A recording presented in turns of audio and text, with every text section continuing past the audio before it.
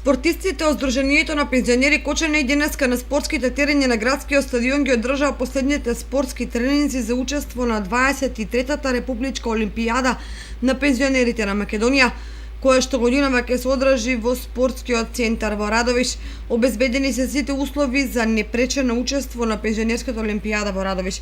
Учесниците од Кочанското здружение се максимално подготвени, истакна Ѓорги Серафимов, претседател на Сдруженијето на пензионери на Кочани. Кочанските пензионери ќе се натпреваруваат во следните спортски дисциплини: шах, теглење јаже, трчање, домино, табла, скок од место, фрлање ѓуле и шутирање голови на пенали, како и стрелаштво и фрлање кошеви во категоријата за мажи, додека женската екипа ќе се натпреварува во стрелаштво и фрлање кошеви. На олимпијадата во Радовиш ќе учествуваат 34 спортисти, тројца судии и 5 представници од управата на Сдруженијето.